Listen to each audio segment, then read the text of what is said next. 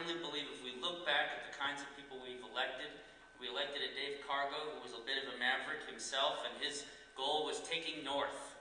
And that's a part of New Mexico that we all tend to ignore, and he did it. We elected an economics professor from New Mexico State, and we succeeded, and we elected a sort of a rogue contractor, and we were all thrilled to have him. If he were running today, he'd probably win in a second. And so I would ask you to look at me and my candidacy at turnerforgovernor.com. I've never done this before, and I believe I'm doing it for the right reasons. So thank you all for coming tonight. Thank you all for participating.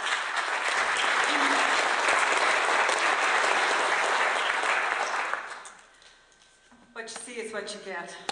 I have a constituent meeting absolutely every Saturday because the smartest people I know happen to be constituents. It's you. And when you want to solve the problem, you need to go closest to the problem. I'm with Doug. I am so tired of living in the state of potential. I've lived here since I was 10 years old. In the state of potential, it is time to move to the state of success and the state of prosperity, and that is this state. So let's get on with it. We have some of the most remarkable things happening in this state, and nobody knows about it. And since this happens to be an agricultural area, let's talk about the role of agriculture. We're now 7th in the nation in dairy. We're one of the few states in the nation that actually creates lactose-free milk by filtration. That is a blending of the dairy industry and Sandia National Labs. Who knew? But then we have a tax policy. Do we sell that product in this state? We do not. Go figure. Go figure. But let me tell you, these are some real basic things. If you cannot feed your people, you lose your state, you lose your country. If we don't focus on those basic concepts, we will not have anything to talk about. You are what is standing in the way, thank God, because you're feeding our state. And we have to make sure that we are able to do that. So you may be worried about how little oil we're producing. I'm worried too. But I am much more worried about how much food we're importing from every place else in the world, when in fact we are able to produce it, we should produce it, and I'm counting on you. We can do this. I would like to be your governor. I thought about this since last March. You know, this is a very unique time. I'm ready, and I know when I'm elected there is a nanosecond to change the direction of this state. Thank you. You have to be ready.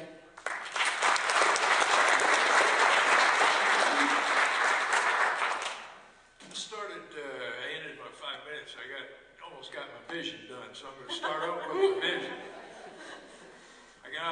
You get off the airplane down in Phoenix, and you look around Phoenix, and you look at a bustling economy. And the reason I use Phoenix is because Arizona was admitted to the Union 4 months after New Mexico.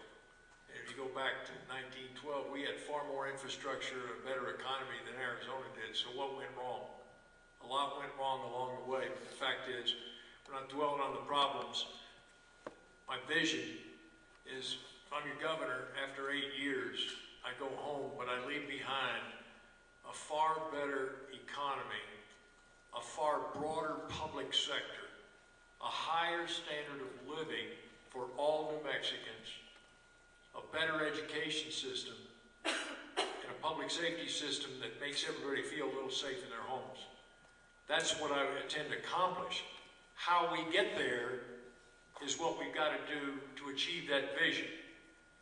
I can tell you, every candidate say, we're going to take Santa Fe back. And you know what I say? Yeah. What are you going to do when you get it? That's the key. It's who you elect as your governor who's going to have the ability and the capacity and the leadership to make the status quo bend to our will. And that's what's got to get done if we're going to affect the changes that all 5 of us up here talked about, and all 5 of us want, and you want. It's a time for leadership. It's an absolute time for leadership. I can tell you, let me finish a little bit about me. Never had run for political office. First, if this was a congeniality contest, ladies and gentlemen, I'd be coming in last place. congeniality were running to govern the state of New Mexico with difficult problems, a hole we're in, stop digging a hole, start filling it in, and it's going to take a little intensity in Santa Fe. And you know it, and I know it. So, when I tell people what I believe is important, you may not always agree with me, and I respect that. But I want you to know that when I tell you these things, I believe it. I'm not the kind of guy that says, I'm telling you what you want to hear. I don't operate like that. The other thing is, when I tell you I'm going to do something, I'm going to do it, or I'm going to die trying. Know that about me. And the last thing I want you to know about me, I've lived my 67 years on my word, and my word's my bond. I give you my word, I'm going to do it. Thank you very much.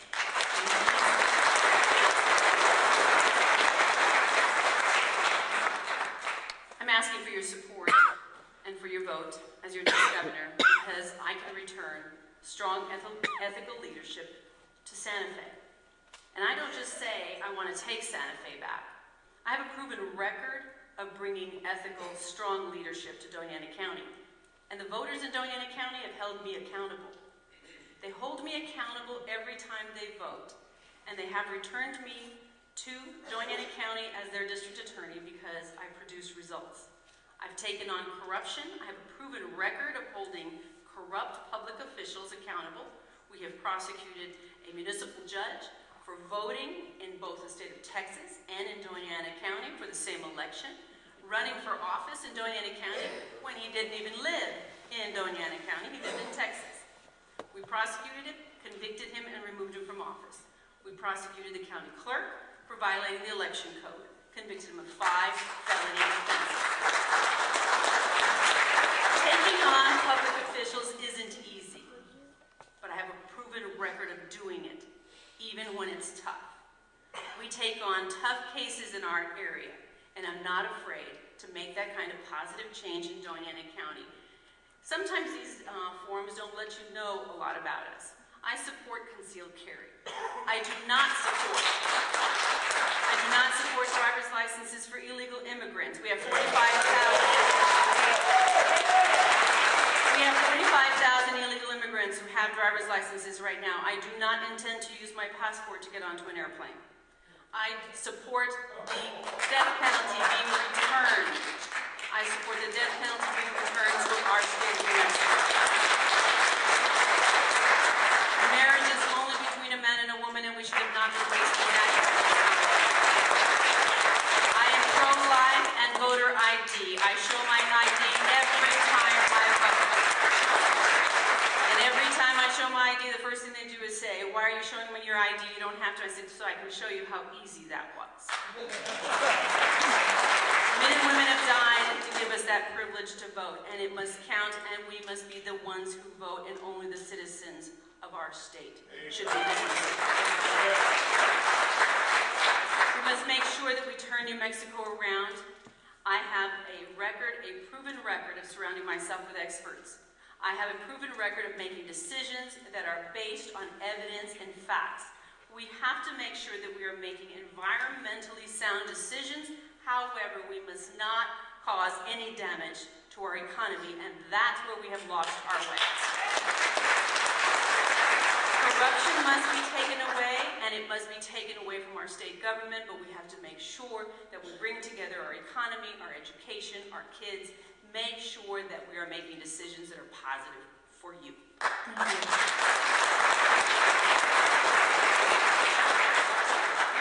Well, I certainly thank you all for being here. You've been very honest, you've been very open with us, and we very much appreciate you.